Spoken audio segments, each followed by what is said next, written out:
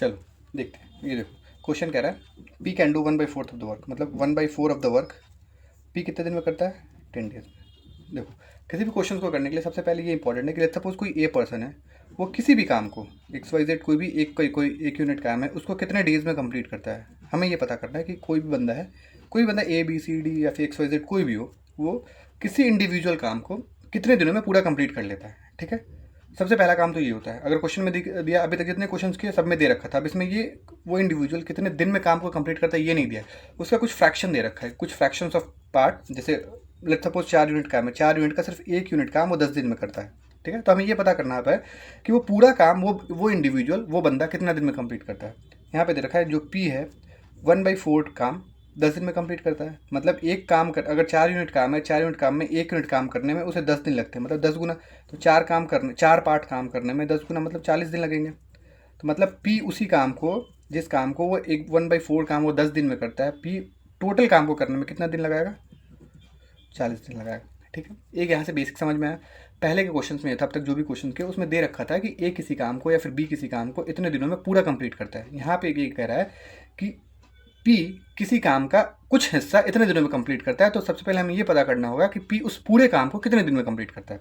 एक तरीका तो ये हो गया कि 10 गुना है तो ये 10 गुना हो गया, या फिर दूसरा जो कन्वेंशनल मेथड है यही है सिंपली कि अगर 1/4 काम अगर 10 दिन में करता है तो टोटल काम निकालने का सिंपल सा तरीका है, पी का टोटल काम 10 तो एज इट इज रहेगा, ये इधर मल्टीप्लाई हो जाएगा, ये इधर जाके इधर मल्टीप्लाई होगा, 1/4 इधर मल्टीप्लाई हो जाएगा, रिवर्स करके 4/1।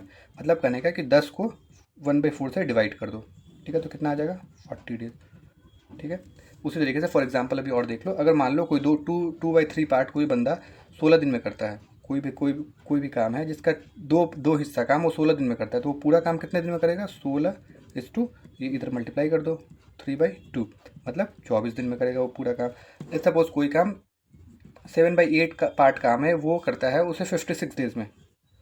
कोई भी काम है जिसका 7/8 हिस्सा वो 56 दिन में करता है, तो वो पूरा काम वो कितने दिन में करेगा, 56 इंटू इसको इधर मल्टीप्लाई कर दो 8/7 से, 7×8 = 56 मतलब 64 दिन में।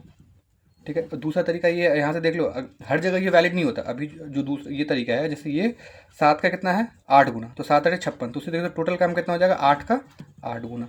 ठीक है, जैसे यहाँ पे था, जैसे इस क्वेश्चन में था 2/3 पार्ट करता है 16 दिन में, ये था ना कितना है 24 डेज है, मतलब 2 का कितना है 8 गुना, 2 का कितना है ये भी 8 गुना है, तो ये भी कितना हो जाएगा 8 गुना। मतलब अगर 2/3 पार्ट अगर वो 16 दिन में करता है तो वो पूरा काम 24 दिन में कंप्लीट करेगा। ठीक है, उसी तरीके से अगर लेट्स सपोज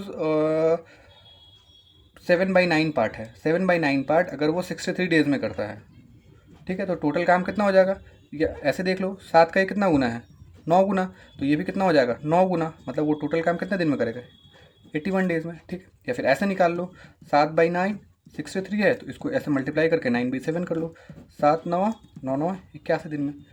तो या तो ऐसे कर लो या तो वैसे कर लो। अब देखो ये यहाँ पे मल्टीप्लाई, ये फैक्टर था यहाँ पे 7 का 9 गुना है, ठीक है, 2 का 8 गुना है, फिर यहाँ पे 7 का 8 गुना है, फिर यहाँ 1 का 10 गुना है। पर सपोज हो सकता है कहीं कुछ और हो, 5/7 पार्ट काम कोई 13 दिन में करता है, किसी काम का 5/7 हिस्सा, किसी काम का 5/7 हिस्सा 13 दिन में करता है, तो पूरा काम कितने दिन में करेगा। अब देखो यहाँ पे कोई फैक्टर है ही नहीं, 5 का कितना गुना 13 है, अब है 13/5 गुना, पर यहाँ पे तो एग्जैक्ट इंटीजर नहीं है, तो हम इसको करेंगे, हम इसको ऐसे करेंगे कि वो पूरा काम 13 गुने, इसको इधर मल्टीप्लाई कर देंगे 7/5 दिन में, मतलब वो बंदा 378 1391 91/5 दिन में वो काम कंप्लीट करेगा। तो ये बेसिक है, कहीं पे भी ऐसा फ्रैक्शन में कोई डेटा है तो हम ऐसे कन्वर्ट कर सकते हैं। 2 तरीका मैंने बता दिया, अगर डायरेक्ट फैक्टर हो तो आप उसका उतना गुना नीचे भी ले लो, अगर नहीं है तो फिर ये कन्वेंशनल मेथड है। अगर 5/7 है तो इसको इधर मल्टीप्लाई कर दो, ठीक है। अगर 6/8 है, 6/8 मतलब 6/9 मान लो, 6/10 मतलब 6/11 पार्ट है, ठीक है। अगर कोई मान लो 13 दिन में दे रखा है तो सिंपली टोटल काम वो कितने दिन में करेगा,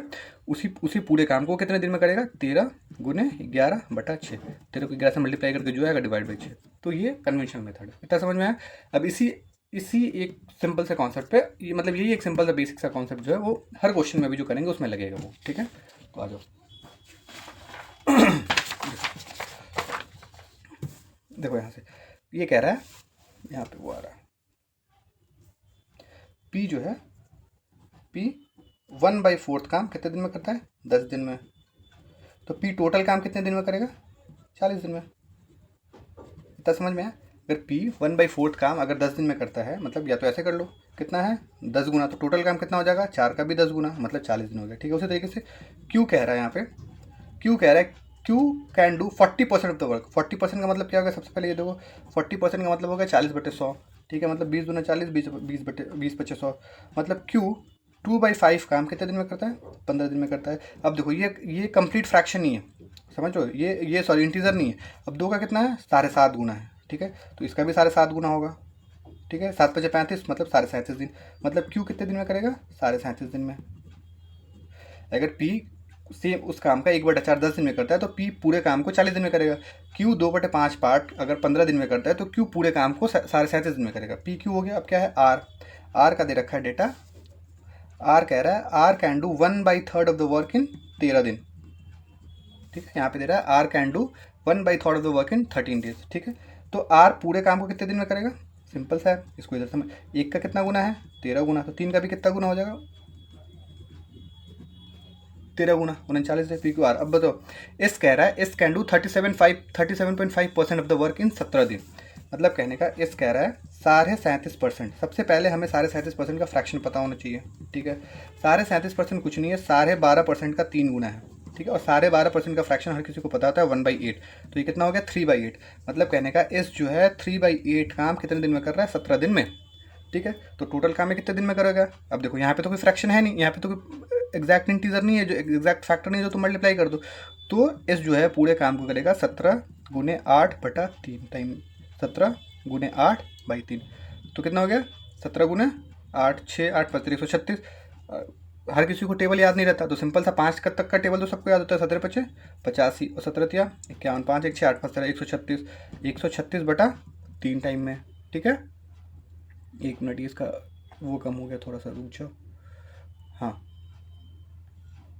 ठीक है, ये इतने दिन में कंप्लीट करेगा। ठीक है, अब इसको मल्टीप्लाई कर, इसको डिवाइड करके देख लो। 3 चौका 12, 3 पचे 15, 3 136, 3 चौका 12 1 6, 3 पचे 15 1 35.33।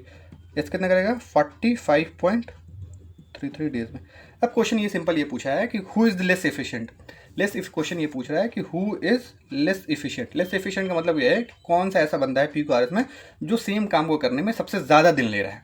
ठीक है, जो जितना ज़्यादा दिन लेगा वो उतना कम एफिशिएंट है। ठीक है, जो जितना कम दिन लेगा वो उतना ज़्यादा एफिशिएंट है।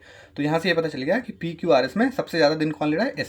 तो सबसे लेस एफिशिएंट कौन होगा, S, लेस एफिशिएंट। ठीक है, अब यही एक बेसिक सा कॉन्सेप्ट है। इसी बेसिक कॉन्सेप्ट पे आगे के जितने क्वेश्चन है 1/4 पार्ट, 1/3 पार्ट, 2/3 पार्ट, 37.5%, 33%, 33.33%, ठीक है, 70%, 60%, ये इसी बेस पे सारे क्वेश्चन है। ठीक है, तो ये देखेंगे अभी क्या है उसमें।